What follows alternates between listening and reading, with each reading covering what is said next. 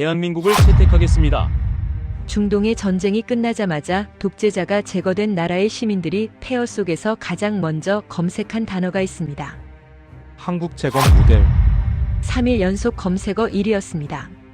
그런데 더 놀라운 일이 벌어집니다. 전쟁을 끝낸 미국이 재건 주도권을 주장했지만 결국 서울로 찾아가야 했습니다. 일본은 그 자리조차 없었고요.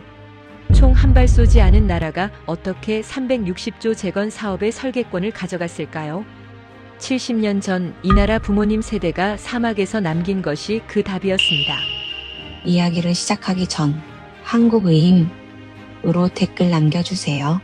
구독과 좋아요는 이야기를 전하는데 큰 힘이 됩니다. 카림 씨, 이거 좀 보시겠습니까? 동료가 건넨 태블릿 화면을 본 순간 저는 눈을 의심했습니다. 안녕하십니까? 저는 카림 파루크라고 합니다. 중동 과도정부 인프라 재건 태스크포스 공동위원장이라는 긴 직함을 달고 있습니다만 솔직히 말씀드리면 몇 달 전까지만 해도 저는 그냥 도시 외곽의 평범한 토목 엔지니어였습니다. 독재자 알-마수리가 제거되고 나서 갑자기 이렇게 됐습니다. 제가 이 이야기를 꺼내는 건 단순한 회고가 아닙니다. 제가 직접 목격한 어떤 장면 때문입니다. 전 세계가 중동 전쟁과 독재자의 최후만 바라보고 있을 때 우리 시민들은 전혀 다른 곳을 바라보고 있었습니다. 그리고 그 시선의 끝에 있던 나라가 아마 여러분이 지금 생각하시는 그 나라가 맞을 겁니다. 대한민국입니다. 중동의 무력 충돌이 격화된 건 이미 오래된 이야기처럼 느껴집니다. 불과 며칠 전에도 남부 항만 지역과 접경 도시들이 연이어 교전에 휘말렸고 민간 인프라는 말 그대로 뼈대만 남았습니다. 도로가 끊기고 발전소가 멈추고 병원에는 전기가 들어오지 않았습니다. 저는 그때 하루에 18시간씩 현장을 뛰면서 이 나라를 어떻게 다시 세울 수 있을까만 생각했습니다. 그런데 그 혼란의 한가운데서 워싱턴은 축제 분위기였습니다. 미국 행정부는 군사적 성과라는 프레임을 들고 나왔습니다. 백악관 브리핑룸에서 안보보좌관이 직접 나서서 발표했습니다. 전략적 목표 달성, 지역 안정화 기여, 동맹국과의 공조 성과. 그 단어들이 텔레비전 화면을 가득 채울 때 저는 임시 지휘소에서 그 방송을 보고 있었습니다. 먼지 낀 모니터 너머로 흘러나오는 자막을 읽으면서 이상한 감정이 올라왔습니다. 분노도 아니고 슬픔도 아니고 그냥 어떤 거대한 괴리감이었습니다. 승리라고요? 이 폐허 위에 서서 승리라는 단어를 쓸 수 있는 건가요? 물론 독재자가 제거된 건 고마운 일입니다. 하지만 이제 우리는 스스로 일어서야 할 때였습니다. 그때였습니다. 제 옆에 있던 통신기술 부위원장 다니아르가 태블릿 하나를 건넸습니다. 화면에는 우리나라 국내 검색 트렌드가 떠 있었습니다. 전쟁 직후부터 급격하게 치솟은 검색어가 하나 있었는데 저는 처음에 제 눈을 의심했습니다. 한국 재건 모델, 한국식 경제 개발, 한국 산업화 역사. 그 단어들이 그래프 위에서 수직으로 솟아올라 있었습니다. 여러분, 잠깐 생각해 보십시오.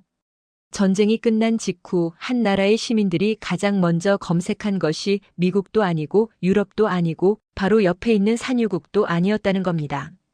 수천 킬로미터 떨어진 동아시아의 한 나라, 한국이었습니다. 저는 다니아르에게 물었습니다. 이게 정확한 데이터입니까? 3일 연속 1위입니다. 수도뿐 아니라 북부, 남부, 동부 전역에서 전부 동일합니다. 솔직히 저도 한국에 대해 아는 게 많지 않았습니다.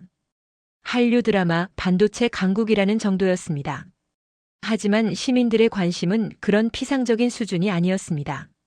그들이 찾고 있던 건 한국이 전쟁의 폐허에서 어떻게 산업국가로 전환했는지 그 설계도였습니다. 1950년대 잿더미 위에서 시작해 불과 한 세대 만에 세계 경제 12위권에 진입한 나라. 그 경로를 구체적으로 알고 싶어 했던 겁니다. 그리고 며칠 뒤 더 흥미로운 소식이 워싱턴에서 흘러나왔습니다. 과도정부 외교 채널을 통해 전해진 이야기라 신빙성은 있다고 봅니다. 백악관 내부에서 상당한 당혹감이 번지고 있었다고 합니다. 국무부 중동정책 담당 부차관보가 보고서 하나를 올렸는데 그 보고서 안에 담긴 핵심 질문은 단 하나였습니다. 왜 일본이 아니라 한국인가?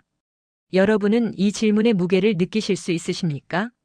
미국의 입장에서 보면 일본이야말로 전후 재건에 완성된 모범 사례였습니다. 미국이 직접 설계하고 미국이 직접 투자하고 미국의 시스템 안에서 키워낸 나라.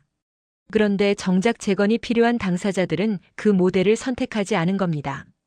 저는 그날 밤 처음으로 한국이라는 나라를 제대로 검색해 봤습니다. 화면에 뜬 첫 번째 이미지는 1953년 서울의 항공 사진이었습니다. 까맣게 탄 건물 잔해와 끊어진 도로. 솔직히 말씀드리면 제가 어제 걸어온 우리 도시 남부의 풍경과 구별이 되지 않았습니다.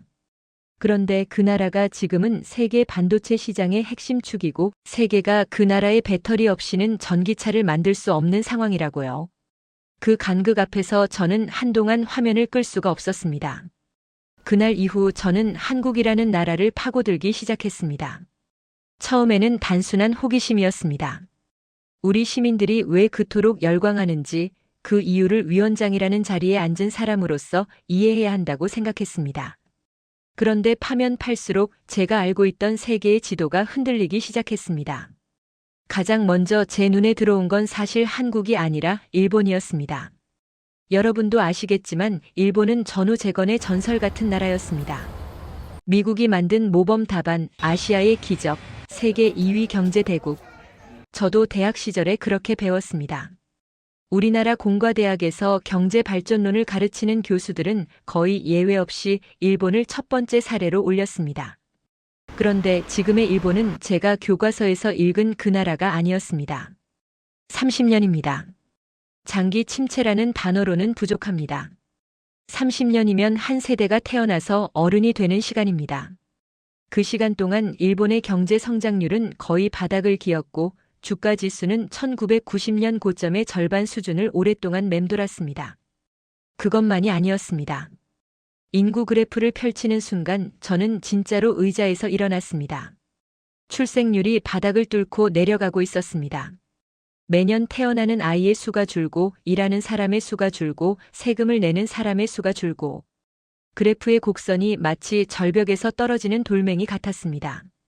다니아르가 그때 저한테 물었습니다. 위원장님, 그러면 일본은 왜 이렇게 된 겁니까? 그렇게 잘 나가던 나라가. 좋은 질문이었습니다. 저도 정확히 같은 의문을 품고 있었습니다. 그래서 더 깊이 들어갔습니다. 일본의 전후 체제가 어떻게 만들어졌는지를 추적하기 시작한 겁니다. 일본의 민주주의는 위에서 내려온 것이었습니다. 1945년 패전 후 미군이 도쿄에 진주했고 사령부가 일본의 헌법을 새로 썼습니다.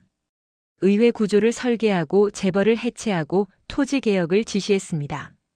일본 국민이 원해서가 아닙니다. 점령군이 결정한 겁니다. 물론 그 결과가 나쁘지는 않았습니다. 일본은 빠르게 안정을 찾았고 경제는 기적적으로 성장했습니다. 하지만 그 시스템에는 태생적인 한계가 있었습니다. 설계자가 외부에 있었다는 것. 이걸 깨닫는 순간 한국의 이야기가 완전히 다른 색깔로 보이기 시작했습니다. 한국의 역사는 달랐습니다. 아무도 설계도를 건네주지 않았습니다. 한국은 스스로 도면을 그렸고 스스로 자재를 조달했고 스스로 건물을 올렸습니다. 실패도 했고 무너지기도 했지만 그 와중에 시스템 자체를 만들어냈습니다. 감정이 아니라 구조로, 분노가 아니라 설계로 나라를 세운 겁니다. 그리고 며칠 뒤 과도정부 외교 채널을 통해 흥미로운 문서 하나가 전달됐습니다. 유럽 주요 대학 연합체에서 작성한 브리핑 페이퍼였습니다. 보고서를 작성한 수석 연구원이 영상 브리핑에서 이렇게 말했습니다. 우리가 그동안 전후 재건의 성공 사례로 일본과 독일만을 반복해서 인용해 왔습니다. 하지만 두 나라 모두 외부 설계에 의한 전환이었습니다. 진정한 의미에서 내부 동력에 의한 체제 전환, 그것도 산업화와 민주화를 거의 동시에 달성한 사례를 찾는다면 한국이 가장 유효한 참조점입니다. 저는 그 브리핑을 2번 돌려봤습니다. 두 번째 볼 때는 메모까지 했습니다. 핵심은 이것이었습니다. 한국은 한 가지 전환만 한 게 아니라는 겁니다. 농업국가에서 산업국가로의 전환, 권위주의에서 민주주의로의 전환, 그리고 국가부도 직전의 상황에서 구조개혁을 통한 경제체질 전환.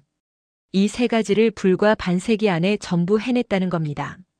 세계 역사에서 이 세 가지를 동시에 달성한 나라가 몇이나 되겠습니까? 연구원은 이것을 능동적 체제 전환 경험이라는 용어로 정리했습니다. 수동적으로 주어진 변화가 아니라 능동적으로 쟁취하고 설계한 변화. 그리고 그 경험이 축적된 나라만이 다른 나라의 전환을 실질적으로 도울 수 있다는 논지였습니다. 여러분, 이 차이가 왜 중요한지 아십니까? 위에서 설계된 체제는 설계자가 떠나면 흔들립니다. 외부 환경이 바뀌면 스스로 수정할 메커니즘이 약해집니다. 일본이 30년 동안 구조개혁에 번번이 실패한 것도 어쩌면 그 뿌리와 무관하지 않을 겁니다. 하지만 아래에서 쟁취한 체제는 다릅니다. 위기가 올 때마다 시민들이 다시 일어서고 다시 요구하고 다시 고쳐냅니다. 시스템의 주인이 시민 자신이기 때문에 가능한 일입니다. 저는 그날 밤 지휘소 밖으로 나갔습니다. 우리 도시의 밤하늘은 전쟁 전이나 후나 똑같이 넓었습니다. 별이 쏟아지는 그 하늘 아래에서 저는 생각했습니다. 우리가 지금 서 있는 이 폐허 위에 어떤 나라의 설계도를 올려야 하는가? 전쟁을 끝내는 건 군사력이지만 전쟁 이후를 시작하는 건 전혀 다른 종류의 힘이니까요. 그리고 그 힘의 이름을 저는 이제 막 알게 된 참이었습니다. 전쟁은 총소리로 끝나지 않습니다. 저는 그걸 숫자로 배웠습니다. 여러분도 이름은 들어보셨을 겁니다. 세계 원유 수송량의 상당 부분이 통과하는 중동의 핵심 해협. 폭이 가장 좁은 곳은 겨우 수십 킬로미터. 그 좁은 물길이 막히면 지구 반대편 주유소 기름값이 뛰고 공장이 멈추고 항공편이 줄어듭니다. 전쟁이 끝났다고요? 하지만 그 해협은 끝나지 않았습니다. 그날 밤 저는 과도정부 에너지 안보 긴급회의에 불려갔습니다. 회의실이라고 해봐야 반쯤 복구된 관공서 3층짜리 건물이었습니다. 에어컨은 당연히 없었고 창문으로 들어오는 바람만이 유일한 환기였습니다. 테이블 위에는 서류 대신 태블릿 3대가 놓여 있었고 화면마다 빨간 숫자들이 깜빡이고 있었습니다. 에너지 안보 자문관 나세르 살레미가 태블릿 하나를 제 앞으로 밀었습니다. 위원장님, 어젯밤 런던 해상보험 시장 데이터입니다. 화면을 보는 순간 저는 숨을 한번 크게 들이마셨습니다. 핵심 해협을 통과하는 선박의 해상보험료가 3배로 뛰어 있었습니다. 3배. 어제까지 배 한 척당 20만 달러이던 보험료가 하룻밤 사이에 60만 달러가 된 겁니다. 전쟁은 끝났는데 보험 시장은 전쟁 중이었습니다. 이유는 복합적이었지만 가장 큰 변수는 의외의 곳에서 왔습니다. 전쟁 기간 내내 미국의 중동 개입을 견제하던 강대국이 전쟁이 끝난 뒤에도 해협 긴장을 유지하면서 재건 이권을 둘러싼 물밑 경쟁이 시작된 겁니다. 보험 시장은 감정으로 움직이지 않습니다. 확률로 움직입니다. 그리고 그 확률이 말해주고 있었습니다. 이 바닷길은 아직 안전하지 않다고. 여러분, 여기서 한 가지 상상을 해보십시오. 여러분이 글로벌 에너지 기업의 임원이라고 칩시다. 원유를 실은 초대형 유조선을 이 해협에 통과시켜야 하는데 보험료가 하루아침에 3배가 뛰었습니다. 그러면 어떤 선택지가 남겠습니까? 2가지밖에 없습니다. 비용을 감수하고 기존 경로를 유지하거나 아니면 더 안정적인 인프라를 가진 나라를 찾는 겁니다. 그리고 후자를 선택한 기업들이 쏟아지기 시작했습니다. 살레미 자문관이 이어서 보여준 데이터가 바로 그것이었습니다. 세계 주요 에너지 기업들의 인프라 안정성 평가 보고서. 런던과 싱가포르 시장에 돌기 시작한 그 문서들의 공통된 질문은 하나였습니다. 중동 리스크가 상시화된 상황에서 안정적인 에너지 저장과 가공과 중개가 가능한 국가는 어디인가? 저는 보고서를 한 장씩 넘기면서 반복적으로 등장하는 국가명 하나를 발견했습니다. 대한민국. 솔직히 처음에는 의아했습니다. 한국은 산유국이 아니지 않습니까? 석유 한 방울 나지 않는 나라가 왜 에너지 안정성 평가에서 이렇게 높은 점수를 받는 건지 이해가 안 됐습니다. 그래서 다니아르한테 물었습니다. 한국이 에너지 자원이 있는 나라입니까? 그 다니아르가 고개를 저었습니다. 자원은 거의 없습니다. 하지만 시스템이 있습니다. 그가 설명해준 내용은 이랬습니다. 한국은 세계 5손가락 안에 드는 정유 능력을 갖추고 있었습니다. 원유를 수입해서 정제한 뒤 석유 제품으로 가공해서 다시 수출하는 구조였습니다. 자원이 없으니까 기술로 채운 겁니다. 그것만이 아니었습니다. 액화천 연가스 인수기지 규모도 세계 최상위권이었고 전략적 석유 비축량도 국제 기준을 훨씬 넘기는 수준이었습니다. 자원이 없는 나라가 자원 인프라에서는 세계 최고 수준이라는 역설. 저는 그 대목에서 묘한 감탄이 올라왔습니다. 없기 때문에 오히려 더 정교하게 설계한 겁니다. 한 방울도 허투루 쓸 수 없으니까 모든 방울의 경로를 설계한 거였습니다. 살레미 자문관이 자리에서 일어나면서 말했습니다. 위원장님, 지금 런던과 싱가포르 에너지 시장에서 재미있는 움직임이 포착되고 있습니다. 단순히 한국 인프라를 활용하자는 수준이 아닙니다. 한국과 패키지를 묶자는 논의가 시작되고 있습니다. 패키지. 그 단어에 저는 귀가 쫑긋해졌습니다. 중동 재건에는 막대한 에너지 인프라 복구가 필요합니다. 발전소, 송유관, 가스터미널, 정유 설비. 이걸 건설하려면 세 가지가 동시에 필요합니다. 건설 기술, 에너지 가공 기술, 그리고 장기적인 에너지 수급 안정성. 보통은 이 세 가지를 각각 다른 나라에서 조달합니다. 그런데 한국은 이 세 가지를 한 묶음으로 제공할 수 있는 몇 안 되는 나라였던 겁니다. 총성이 울리는 순간 어떤 나라는 무기를 꺼내고 어떤 나라는 성명서를 발표하고 어떤 나라는 뉴스 속보를 틉니다. 그런데 한국이라는 나라는 총성이 울리는 바로 그 순간 산업 지표가 움직이기 시작하더라는 겁니다. 위기를 두려워하는 게 아니라 위기의 구조를 읽고 그 구조 안에서 자기 자리를 설계하는 것. 그게 석유 한 방울 없는 나라가 에너지 강국이 된 비결이었습니다.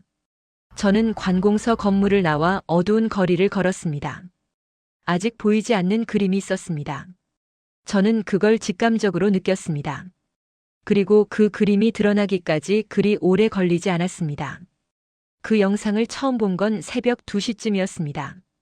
저는 잠이 오지 않아서 지휘소 간이 침대에 누운 채 휴대폰을 들여다보고 있었습니다. 국내 소셜미디어 피드를 훑고 있었는데 인터뷰 영상 하나가 눈에 걸렸습니다. 조회수가 비정상적으로 빠르게 올라가고 있었습니다. 올라온 지 4시간 만에 이미 수십만 회를 넘기고 있었습니다. 썸네일은 흐릿했습니다. 폭격으로 무너진 건물 잔해 앞에 한 노인이 앉아 있었는데 머리카락이 하얗고 얼굴에 주름이 깊었지만 눈빛만은 이상하리만치 또렷했습니다. 80대 초반으로 보였습니다. 옷에는 콘크리트 먼지가 묻어 있었고 왼손에는 물병을 쥐고 있었습니다. 영상을 재생했습니다. 인터뷰어는 지역 매체의 젊은 기자였습니다. 폭격 피해 현장을 취재하러 왔다가 잔해 앞에 홀로 앉아있는 노인을 발견하고 카메라를 들이댄 거였습니다. 처음 몇 마디는 전형적인 피해 증언이었습니다. 언제 폭격이 있었고 어디로 대피했고 가족은 무사한지. 노인은 담담하게 대답했습니다. 그런데 기자가 무심코 던진 질문 하나에서 영상의 방향이 완전히 바뀌었습니다. 어르신, 이 건물이 원래 뭐였습니까?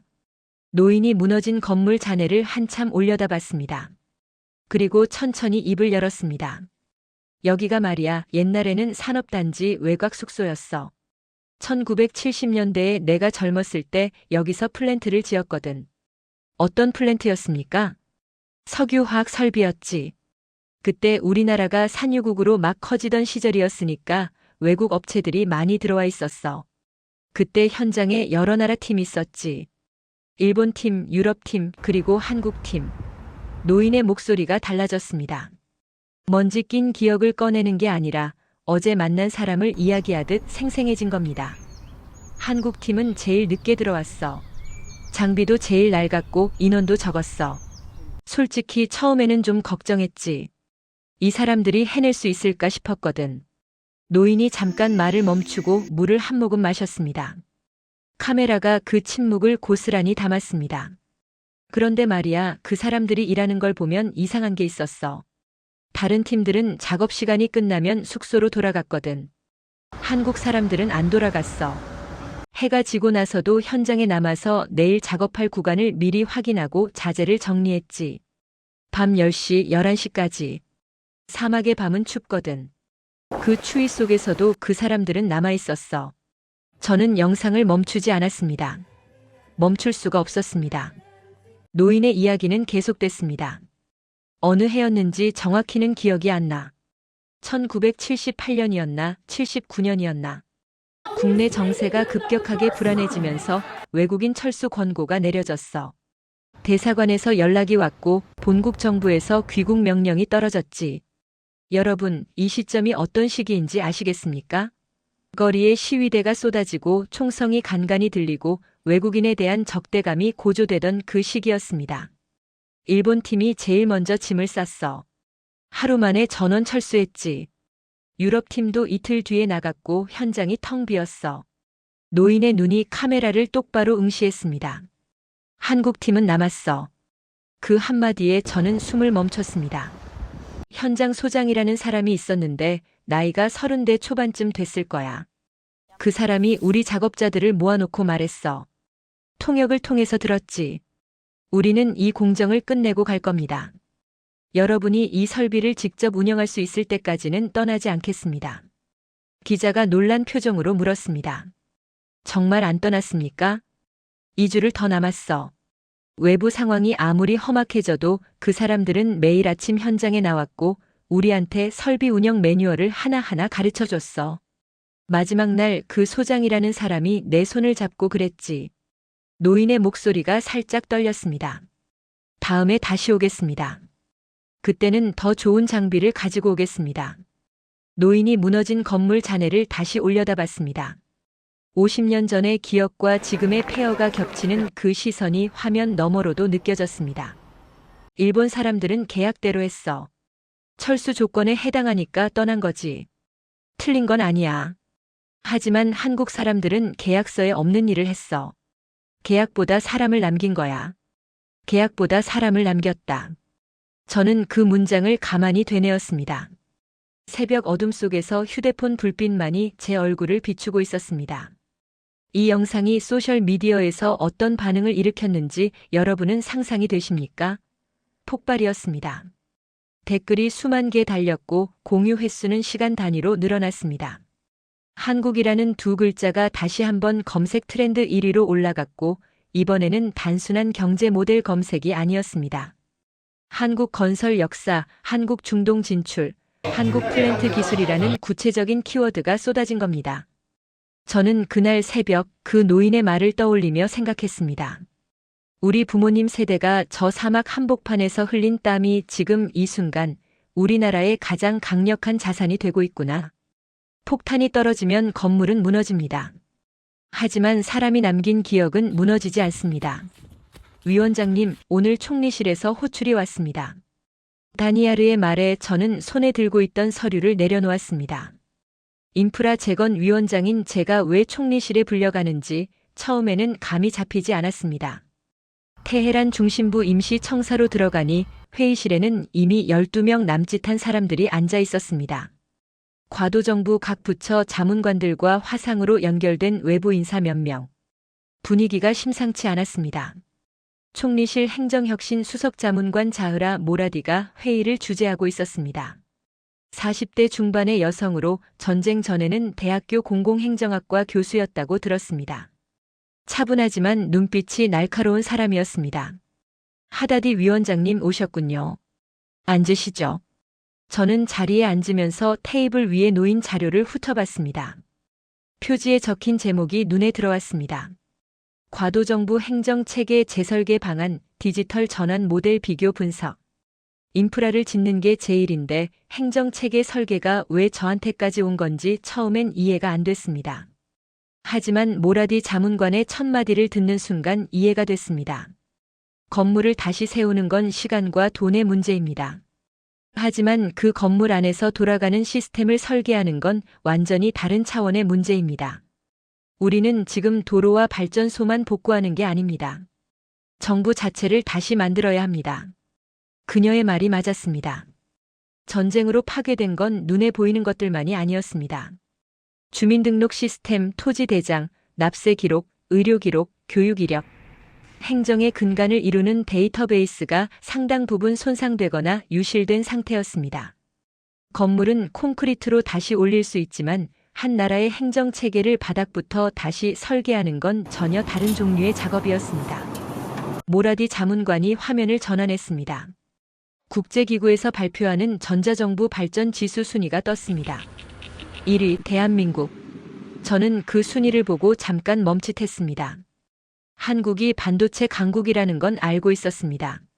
하지만 전자정부 세계 1위라는 건 솔직히 처음 제대로 인식한 사실이었습니다. 한국의 전자정부 시스템은 단순히 민원을 온라인으로 처리하는 수준이 아닙니다. 출생 신고부터 사망 신고까지 시민의 전 생애 주기가 하나의 디지털 플랫폼 위에서 관리됩니다. 부동산 등기, 세금 신고, 의료보험, 연금, 병력, 교육. 이 모든 것이 연동되어 있습니다. 여러분, 이게 왜 대단한 건지 한번 생각해 보십시오. 대부분의 나라에서는 부동산 등기를 하려면 등기소에 가야 하고, 세금 문제를 해결하려면 세무서에 가야 하고, 의료 기록을 확인하려면 병원에 연락해야 합니다. 각각 다른 시스템이고, 각각 다른 서류가 필요하고, 각각 다른 공무원을 만나야 합니다. 그런데 한국은 이 모든 걸 하나의 디지털 망 위에 올려놓은 겁니다. 시민이 정부를 찾아가는 게 아니라 정부가 시민의 손안에 들어와 있는 구조입니다. 모라디 자문관이 다음 슬라이드로 넘기자 더 놀라운 숫자들이 나왔습니다. 반도체 설계 및 생산, 배터리 기술 특허, 2차 전지 글로벌 시장 점유율, 인구 10,000명당 산업용 로봇 수. 이 지표들에서 한국은 하나같이 세계 최상위권이었고 여러 항목에서는 독보적인 1위를 기록하고 있었습니다.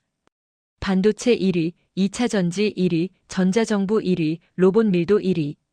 그 숫자들이 화면에 연속으로 나열되는 걸 보면서 저는 이상한 감각에 사로잡혔습니다. 이건 하나의 산업이 강한 게 아니었습니다. 하나의 시스템이 작동하고 있는 겁니다. 마치 심장과 폐와 혈관과 신경이 전부 연결된 하나의 생명체처럼 한국이라는 나라의 산업과 기술과 행정이 유기적으로 맞물려 돌아가고 있었습니다. 하다디 위원장님, 인프라 재건과 행정 재건은 분리할 수 없습니다. 도로를 깔고 건물을 올려도 그 위에서 돌아가는 운영 체계가 없으면 빈 껍데기입니다. 우리에게 필요한 건 건물이 아니라 운영 체제입니다. 운영 체제. 그 단어가 정확했습니다. 한국이 수출할 수 있는 건 반도체 칩이나 자동차만이 아니었습니다. 나라를 운영하는 방법 그 자체였습니다. 회의가 중반을 넘기고 있을 때 화상으로 연결된 한 인사가 발언했습니다.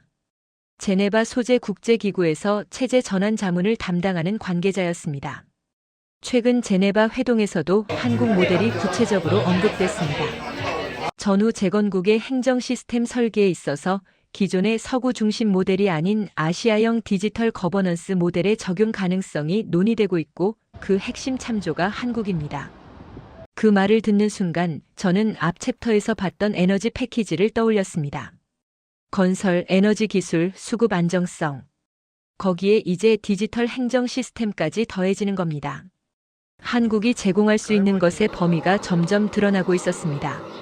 아니, 넓어지는 게 아니라 원래 그 범위였던 것이 하나씩 드러나고 있었던 겁니다. 회의가 끝난 뒤 저는 지휘소로 돌아오는 길에 살레미 자문관에게 전화를 했습니다. 자문관님, 한 가지 여쭤보겠습니다. 한국이라는 나라가 이 모든 걸 갖추게 된 게 대체 몇 년 만의 일입니까? 살레미가 잠깐 침묵하더니 대답했습니다. 70년입니다. 전쟁 폐허에서 70년. 70년.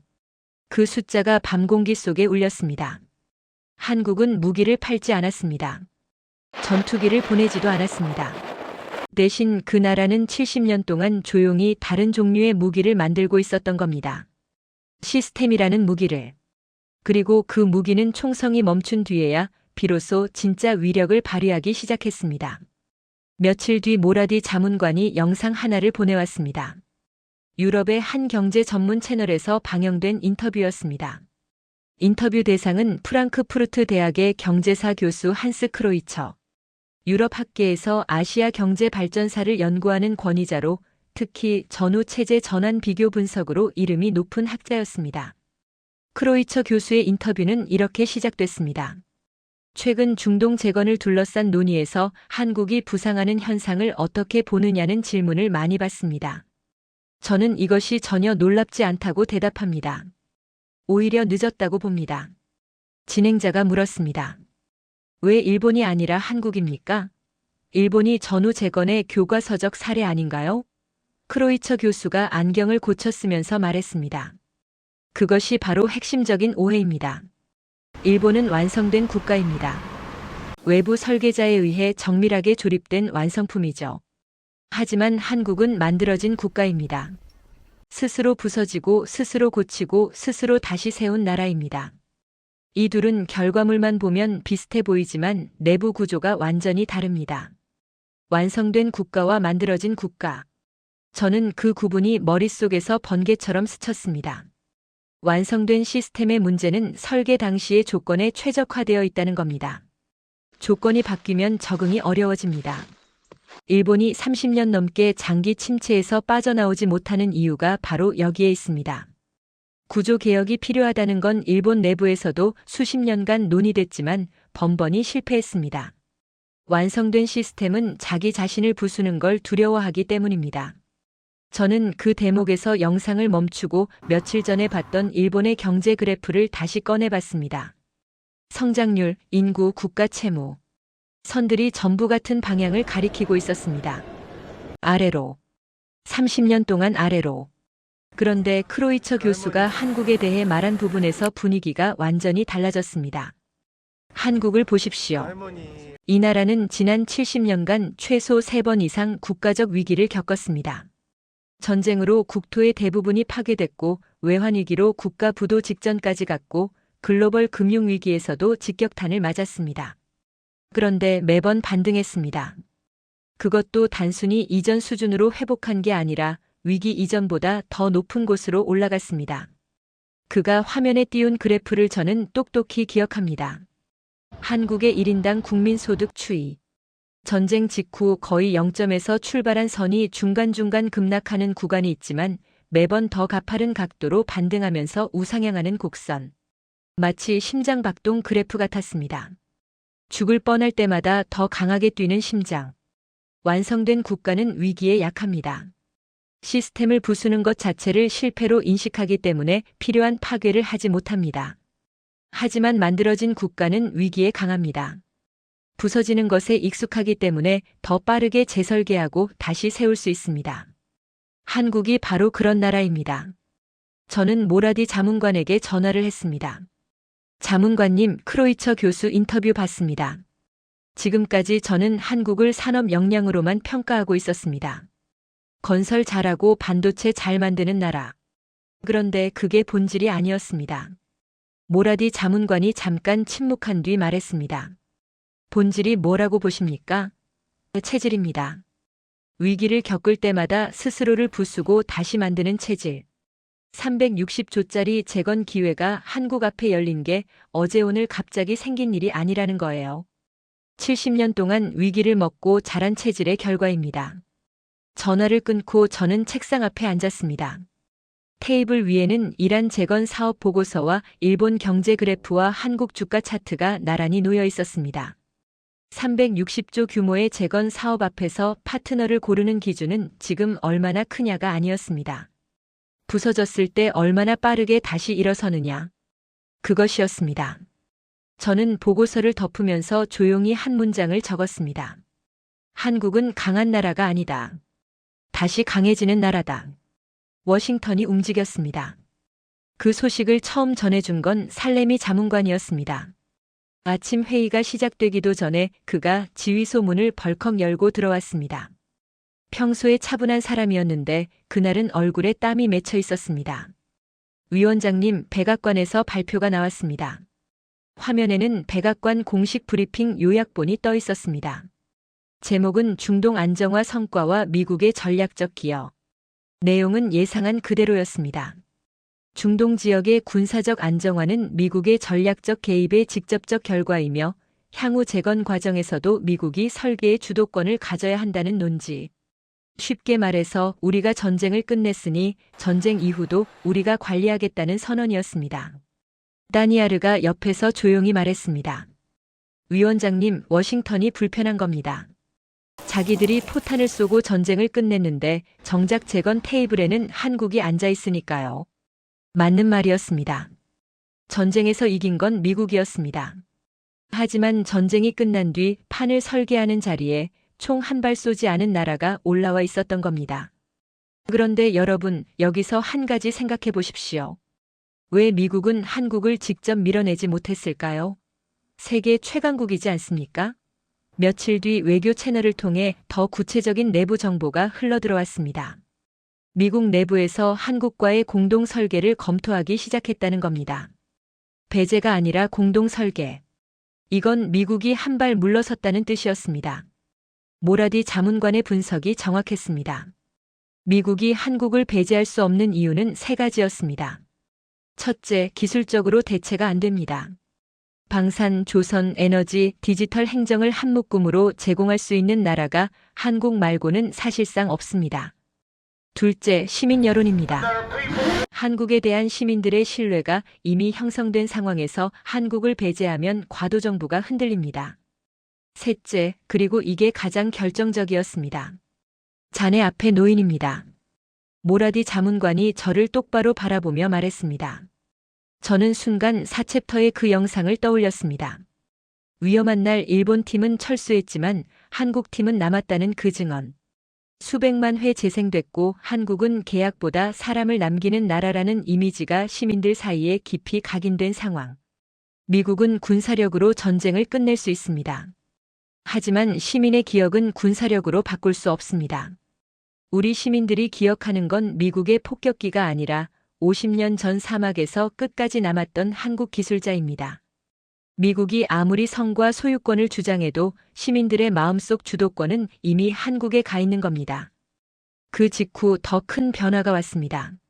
살레미 자문관이 에너지 분야 채널에서 포착한 정보였습니다.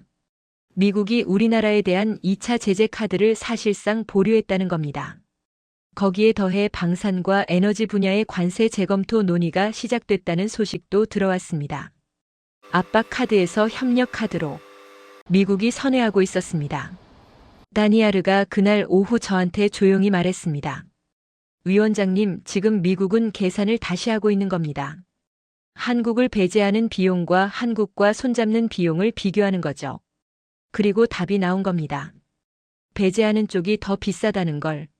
세계 최강국 미국이 군사력으로 전쟁을 끝내놓고 그 다음 단계에서 한국이라는 나라를 파트너로 인정할 수밖에 없는 상황이 된 겁니다. 한국은 병사 한 명 보내지 않았습니다. 미사일 한 발 쏘지 않았습니다. 하지만 50년간 쌓아온 신뢰와 70년간 벼려온 시스템이 군사적 성과를 가진 나라조차 인정하지 않을 수 없는 위치를 만들어낸 겁니다. 군사적 성과는 미국의 것이었습니다. 하지만 제도 설계권은 조용히 한국 쪽으로 기울고 있었습니다.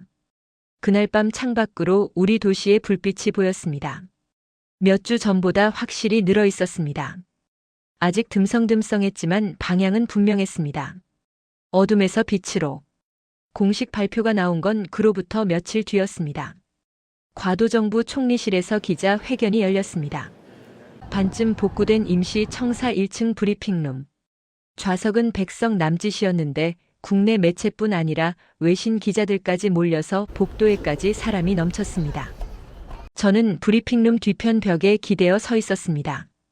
위원장이라는 직함을 달고 있었지만 그날은 발표자가 아니라 참관인이었습니다. 모라디 자문관이 연단에 섰습니다. 평소의 차분한 표정 그대로였지만 목소리에는 미세한 떨림이 있었습니다.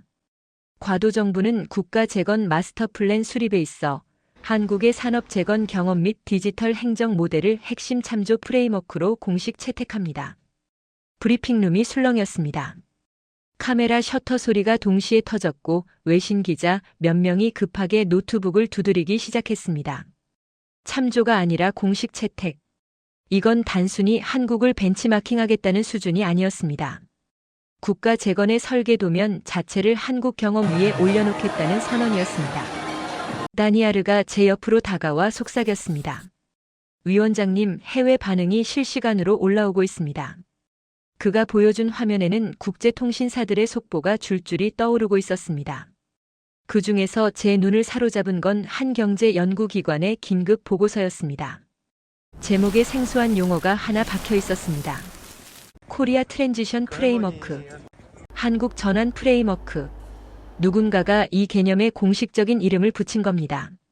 지금까지 전후 재건하면 세계가 참조한 모델은 딱 두 가지였습니다. 미국이 설계한 일본 모델과 독일 모델. 70년 넘게 그 두 가지가 유일한 교과서였습니다. 그런데 이제 세 번째 모델이 등장한 겁니다. 그것도 승전국이 만들어준 모델이 아니라 스스로 만들어낸 모델이 한국이라는 이름을 달고. 기자회견이 끝난 뒤 골라미 자문관이 급히 다가왔습니다. 위원장님, 방금 확인된 정보입니다. 미국 국무부 대표단이 서울을 방문합니다. 서울을요? 공동 설계 논의를 위해서입니다. 미국 대표단이 서울로 간다. 워싱턴이 아니라 서울로. 설계를 논의하러 가는 쪽이 미국이고 설계를 가지고 있는 쪽이 한국이라는 구도였습니다. 그날 저녁 모라디 자문관이 퇴근 전에 제 사무실 문을 노크했습니다. 위원장님, 내일 한국 측 실무진과 첫 번째 공식 화상 회의가 잡혔습니다. 준비되셨습니까? 저는 고개를 끄덕이며 물었습니다. 자문관님, 한 가지만 여쭤보겠습니다. 한국이라는 나라를 한 문장으로 정의한다면 뭐라고 하시겠습니까? 모라디 자문관이 잠깐 생각하더니 조용히 대답했습니다. 남는 나라요. 다들 떠날 때 남는 나라.